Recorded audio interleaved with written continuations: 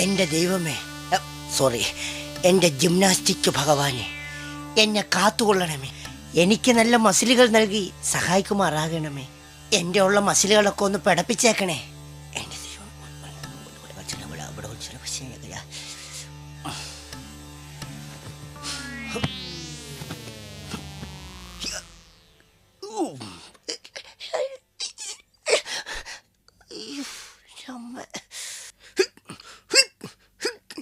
എന്റെ ദൈവമേ,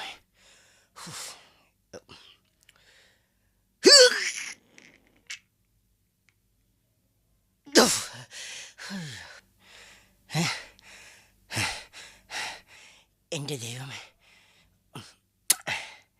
എന്റെ ദൈവമേ,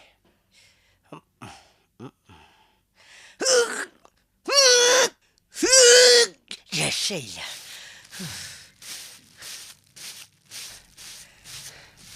ഓ എന്റെ മനുഷ്യ, ഇതൊക്കെ എടുത്ത് പൊക്കണമെങ്കിലേ മര്യാദക്ക് 3 നേരം ഭക്ഷണം കഴിക്കണം.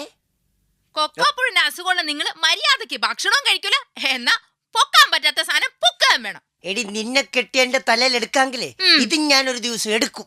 ഇതെന്റെ മസില് ഭഗവാനാണ്, സത്യം. എടുക്കും. ഇങ്ങോട്ട് മാറ്. അയ്യോ, ദേ ഒരു കോരം പറഞ്ഞൊക്കെ ഞാൻ ഒന്ന് മാറ്. പോടാ. ദേ ആ സാധനം ഇവിടെ എങ്ങാനും കണ്ടു കഴിഞ്ഞാൽ ഒടിച്ചു തൂക്കി ദൂരെ അറിയാൻ ഞാൻ പറഞ്ഞേക്കാം. നീ എന്നെ എന്ത് വേണമെങ്കിലും പറഞ്ഞ, എന്റെ വെയിറ്റ് തൊട്ട് കളിച്ചാലുണ്ടല്ലോ. എന്ത് ചെയ്യും നിങ്ങള്? ഒന്നുമില്ല. നിങ്ങൾക്ക് എന്ത് വെയിറ്റ് ആണ് മനുഷ്യ? എടി, എനിക്ക് ഈ വീട്ടിലൊരു വെയിറ്റ് ഇല്ലെങ്കിലും നാട്ടിൽ ഭയങ്കര വെയിറ്റാ. ഭയങ്കര വെയിറ്റ് തന്നെ. എടി, ഈ നാട്ടിലെ കംപ്ലീറ്റ് കൊട്ടേഷൻ എടുത്തിറക്കുന്ന എന്റെ അടുത്താണോ നിന്റെ കൊട്ടേഷൻ? കൊട്ടേഷൻ? ദേ നിങ്ങള് കൊട്ടേഷന് പറഞ്ഞു വിട്ട ആ ഇടിവെട്ട് വാസം ഉണ്ടല്ലോ, പുറത്ത് വന്ന് നിപ്പുണ്ട്. അവൻ എന്താന്ന് വെച്ചാ കൊടുത്തു വിടും മനുഷ്യ. ഞാൻ എന്തു പറഞ്ഞാലും വളരെ കൃത്യനിഷ്ഠമായിട്ട് ചെയ്യുന്ന ഒരു ശിഷ്യനുള്ളത് അവനാ.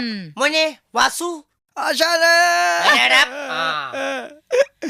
എടാ, കയ്യും കാലും വെട്ടാൻ പറഞ്ഞ കയ്യും കാലും ഒടിച്ചോണ്ട് വന്നിരിക്കുന്നു. എന്ത് കോരാടാ ഇത്? എന്റെ പോട്ടെ ആശാനെ, ആശാൻ തല്ലാനല്ലേ ഞങ്ങളെ പഠിപ്പിച്ചിട്ടുള്ളൂ. തല്ലു പറയുമ്പോ തടയാൻ പഠിപ്പിച്ചിട്ടുണ്ടോ? അപ്പൊ ഇങ്ങനെയൊക്കെ സംഭവിക്കും.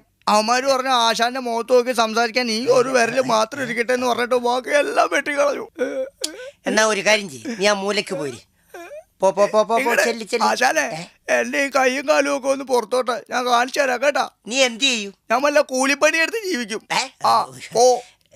എന്റെ കയ്യും